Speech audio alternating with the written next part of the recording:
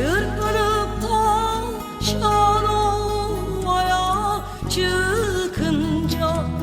eğlen Şanova'da Dala Cem kızı uğrun uğrun taş altından akınca